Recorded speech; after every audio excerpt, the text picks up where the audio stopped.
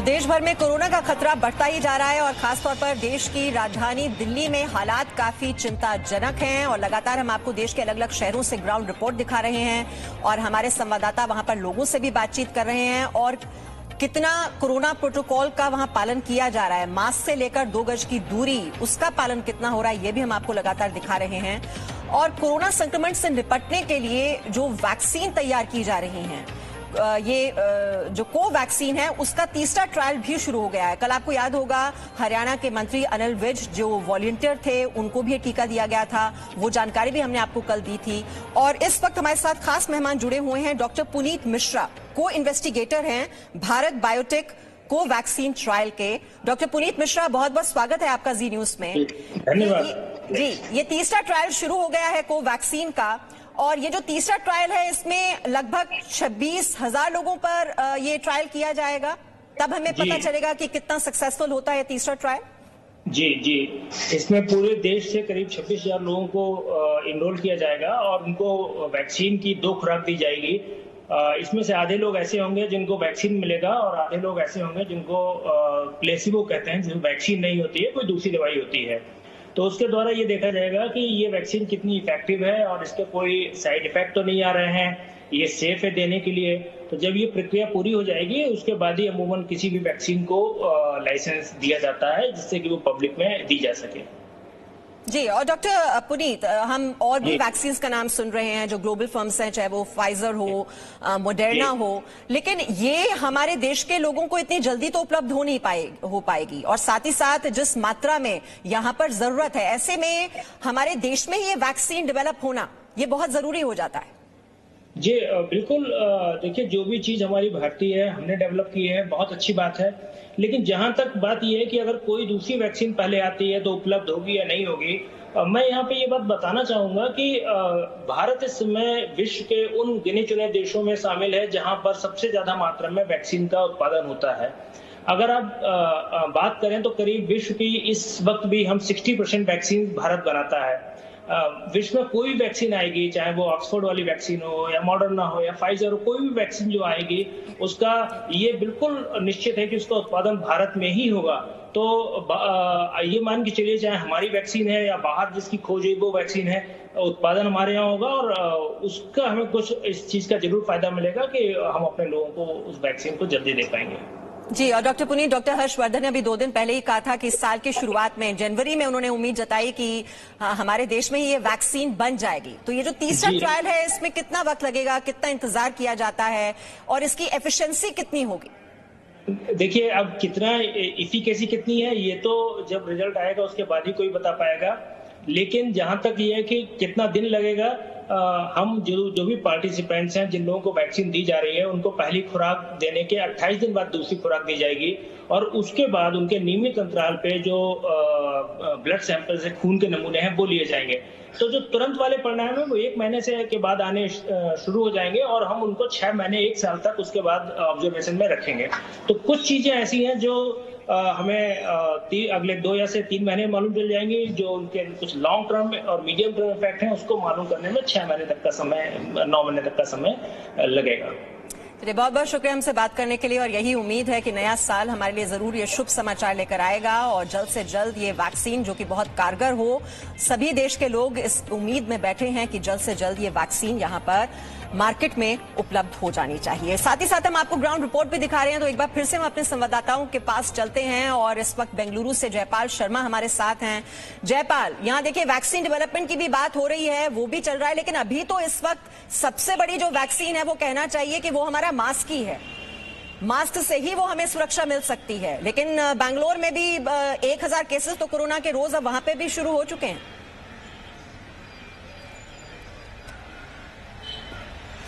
जी देखिए मीमांसा, अगर मैं कर्नाटक की तुलना करूं उन राज्यों से जहां मामले लगातार बढ़ रहे हैं, तो स्थिति यहां पर फिलहाल काफी संभली हुई है। 1 महीने पहले तक जहां पूरे कर्नाटक प्रदेश में एक दिन में 10,000 से ज्यादा मामले आ रहे थे, आज ये स्थिति जो है लगभग 2,000 के आसपास है। मौत का आंकड़ा भी जहां 100 से 200 के आसपास था, वो अब घट करके 15 से 25 आ गया। लेकिन जैसा कि आप कह रही हैं कि मास्क एक सबसे बड़ा हथियार है और उसकी अगर लापरवाही की तो खतरा बढ़ेगा। इस वक्त हमारे साथ बेंगलुरु के कई लोग मौजूद हैं। आखिर हम जानना चाहते हैं क्या आपको लगता है कि बिना मास्क के आप इन हालातों से जूझ सकते हैं? मास्क जरूरी है? मास्क जरूरी है, सोशल डिस्टेंसिंग जरूरी। जब तक वैक्सीन नहीं आती जब तक पब्लिक की जवाबदारी पब्लिक खुद निभाए और सरकारी आदेश है उसका पालन करे, उसी में ही हमारी भलाई है। सबकी भलाई उसी में है कि सरकारी आदेश का पालन करें। आप घूमते रहते हैं, आपको क्या लगता है, बुजुर्ग हैं, क्या देखते हैं, क्या लोग पालन कर पाते हैं उसका? जरूर करते हैं, जरूर मास्क लगाते हैं, सोशल डिस्टेंस रहता है। जो भी ऑटो में बैठता है हम उसके पीछे कवर लगाए हुए हैं, पाबंदी से रहे हैं हम, कोई बात की दिक्कत नहीं है। बेंगलुरु में लेकिन लापरवाह लोग भी तो मिलते ही हैं। लापरवाह भी लोग मिलते हैं, हम उनको समझाते हैं, तुम डिस्टेंस पे रहो और तुम मास्क पहनो, यहाँ जो है लॉकडाउन करने की नौबत नहीं आएगी। और इस वक्त आप बताइए कि आपको क्या लगता है, खास करके युवा वर्ग जो है, जो जवान लोग हैं, वो मास्क की बहुत ज्यादा परवाह नहीं करते, वो कहते हैं हमको क्या होगा। नहीं, वो तो बहुत मुश्किल है। अभी तो मास्क डालना है और सैनिटाइजर यूज करना है, सोशल डिस्टेंसिंग करना है। वो मास्क देखिए, लोगों को ये भी समझना होगा जयपाल, ये मास्क पहनना इसलिए भी बहुत जरूरी है क्योंकि अस्पतालों में जगह नहीं है। दिल्ली का हाल देखिए, यहाँ पर जिस तरह से लोगों की मौत हो रही है, 118, उससे पहले 2-3 दिन पहले ही 131। पीयूषा, अभी जो अरविंद केजरीवाल ने 2 दिन पहले प्रेस कॉन्फ्रेंस की थी, ये कहा था कि बेड्स की व्यवस्था की जा रही है अस्पतालों में और उसे ऑगमेंट किया जा रहा है, बढ़ाया जा रहा है। अभी है क्या सिचुएशन? जी देखिए, दिल्ली की सिचुएशन कहिए इस वक्त बहुत ज्यादा खराब है। ये साफ बता रहे हैं आंकड़े की 118, उससे पहले 108, फिर 131। हर दिन करीब 100 के करीब लोगों की मौत दिल्ली में हो रही है और केसेस भी लगातार 6000 से 7000, 8000 इस तरह से डेली आ रहे हैं।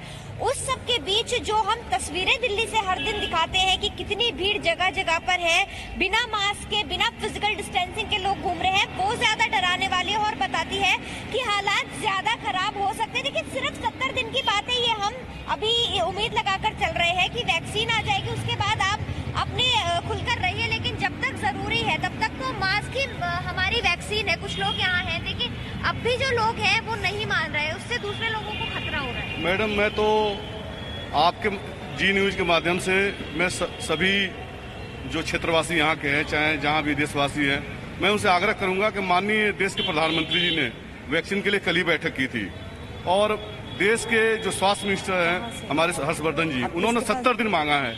70 दिन बाद वैक्सीन बाजार में आ जाएगी और मैं सभी से आग्रह करूंगा कि वो अपना मास्क और सैनिटाइजर का यूज करें, सोशल डिस्टेंसिंग जरूर पालन करें, मास्क जरूर पहने। मास्क पहनने से दूसरे उससे प्रभावित नहीं होंगे और 70 दिन उन्होंने मांगा है। 70 दिन में कुछ नहीं बिगड़ता।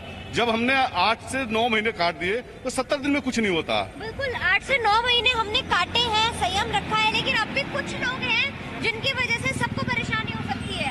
आप मास्क पहने रहिए, मास्क आप पहने रहिए, मास्क बात करने के लिए मत उतारिए। मैं स्पेशली यूथ से अपील करूंगा क्योंकि मैं भी एक यूथ हूँ। यूथ को लगता है कि अगर हमें सिम्टम्स आएगा तो माइल्ड सिम्टम्स आएगा और उस माइल्ड सिम्टम्स को हम मतलब इजीली वो चला जाएगा, लेकिन उस कारण से यूथ अपने जब घर जाते हैं, अपने पेरेंट्स, ग्रैंड पेरेंट्स जो ओल्ड एज हैं, उनको वो कोरोना वहाँ फैला सकते हैं। इसलिए यूथ को लाइटली नहीं लेना चाहिए इसे, और यूथ को स्पेशली इस पर फोकस देने की जरूरत है कि वो बिल्कुल प्रिकॉशन बरते। जिसकी बात हो रही है, आप लोग मास्क पहनने को लेकर अब भी जो लोग लापरवाही कर रहे हैं, क्या कहेंगे दिल्ली के अंदर? जी, मास्क पहना तो उतना ही जरूरी है, ये पहले भी जरूरी था, अभी भी जरूरी है। और अभी कल ही की न्यूज है कि किसी वैक्सीन मेकर ने बोला है कि वैक्सीन आने के बाद ही आपको मास्क पहनना ही पड़ेगा, क्योंकि वैक्सीन भी पूरी इफेक्टिवनेस नहीं दिखा पा रही, क्योंकि कोई बोलता है 92% है, कोई 94% है, तो ये मार्केटिंग चलती रहेगी।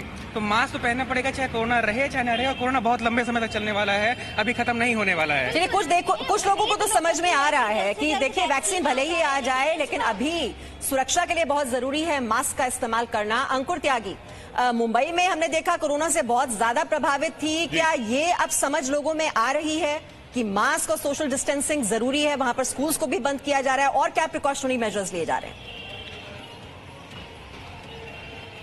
देखिए, मास्क लगाना, हाथ धोना, लगातार ये नॉर्मल प्रिकॉशंस हैं जो हर मुंबई का कर रहा है। लेकिन एक चीज है जिसके बारे में लगातार बात हो रही है, वो धारावी मॉडल की है। धारावी, जहां पर 2.5 किलोमीटर के क्षेत्रफल में 8-8.5 लाख लोग रहते हैं, वहां जैसा स्प्रेड हुआ था उसके बाद कैसे काबू में किया गया, और उसी को अब एक रोल मॉडल बनाकर पूरे मुंबई में और पूरे महाराष्ट्र में लागू किया जा रहा है। यही वजह है कि ये आंकड़ा थोड़ा लिमिटेड है।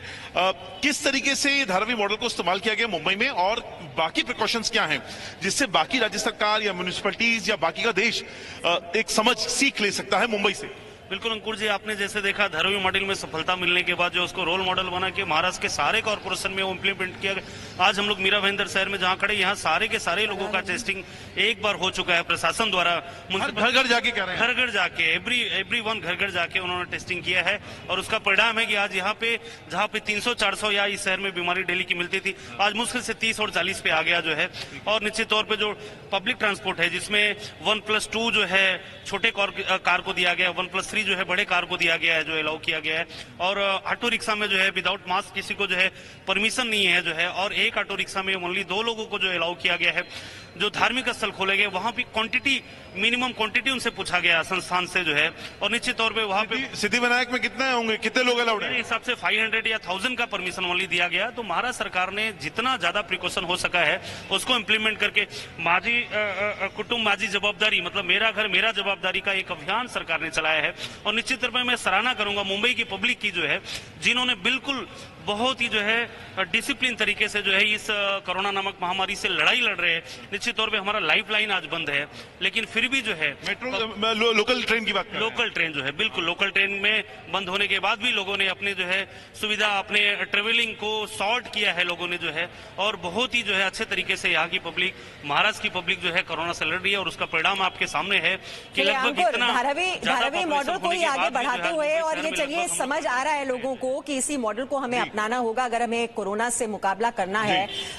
साथ ही ब्रजेश हमारे साथ हैं। ब्रजेश, लेकिन क्या बिहार सरकार भी सजग है इस बात को लेकर?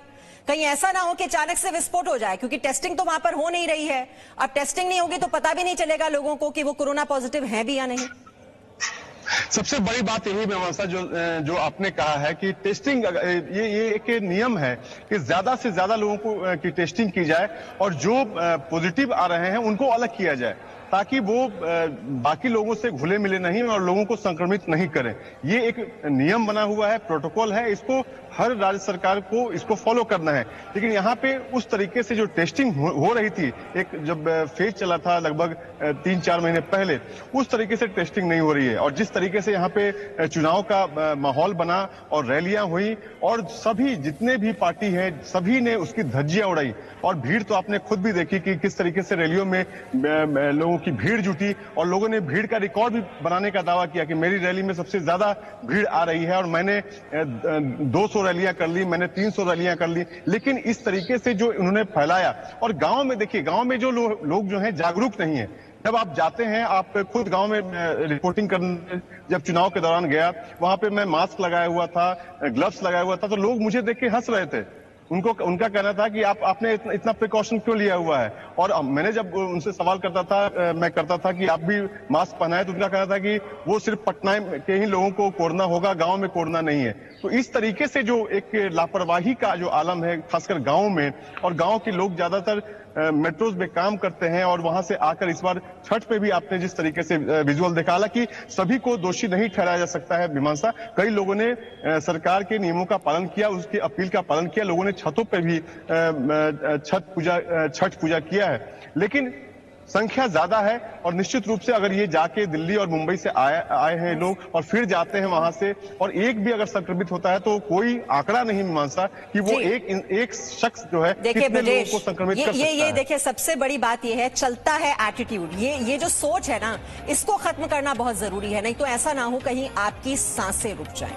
जी न्यूज आपसे अपील करता है, कोरोना से आपका डरना बेहद जरूरी है।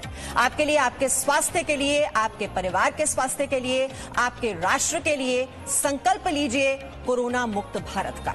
कोरोना की अग्नि परीक्षा चल रही है और कोरोना की लक्ष्मण रेखा पार नहीं करें। संकल्प करें अपने परिवार के नाम, राष्ट्र के नाम, समाज के नाम। Presenting B News app available on Google Play and App Store. Download it now.